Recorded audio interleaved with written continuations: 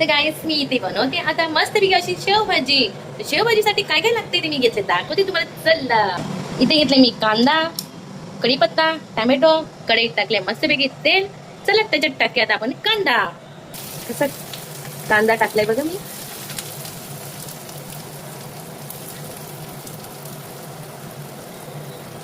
चला मग आता आपण कांदा परतून घेऊया.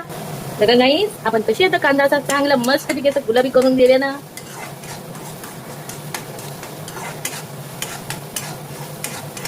छान असा कांदा गुलाबी करून घेऊया. बघा आपला कांदा मस्त असा गुलाबी झाले आणि आपण त्याच्यामध्ये टाकूया टोमॅटो. लाल लाल टोमॅटो, लाल लाल टोमॅटो. बघा असं लाल लाल टोमॅटो टाकला मस्त पैकी चांगला तेलाचा तिकडनं चांगला असं परतून घेऊया तेलामध्ये.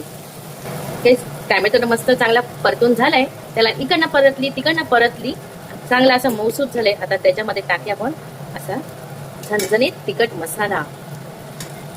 थोडासा सांडला गाईस माझा मसाला या चमच्यामुळे. बघा असा झणझणीत घरगुती मस्तपैकी असं तिखट मसाला टाकूया आपण त्याच्यामध्ये टाकूया हळद आणि त्याच्यामध्ये टाकूया आपण थोडा धना पावडर. तर असं चांगलं परतून घेऊया. आणि तुम्हाला जर आवडत असेल तर त्याच्यामध्ये टाका असा चिकन मसाला.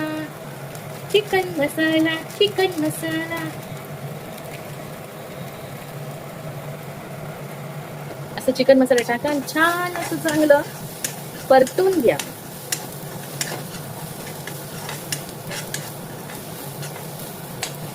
थोडा गॅस आपण बारीक करूया.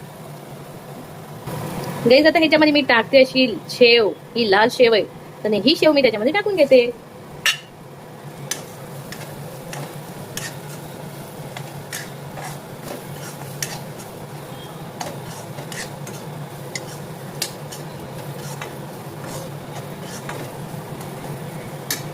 त्याच्यामध्ये थोडंसं मीठ टाकून घेते.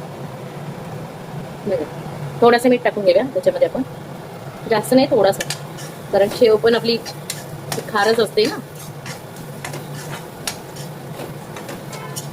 त्याच्यामध्ये थोडं पाणी टाकून घेऊया.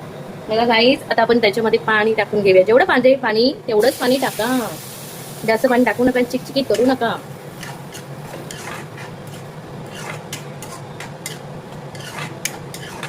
एकदा करून बघा आणि खाऊन बघा किती छान अशी शेवभाजी होते. जशी आपल्या हॉटेल सारखी होते एकदम मस्तपैकी झणझणीत.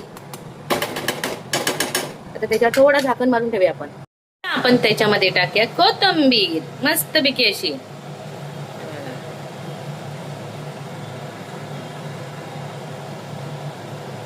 अशी कोथिंबीर टाकून घेतली.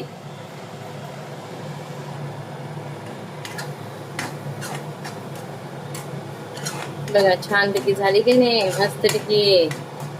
चला मग आता आपण देऊया सिद्धांना जेवायला गरम गरम. तर गाईस इथे आता सिद्धांना जेवायला दिलाय. कसा खातोय बघा शेवभाजी आणि चपाती.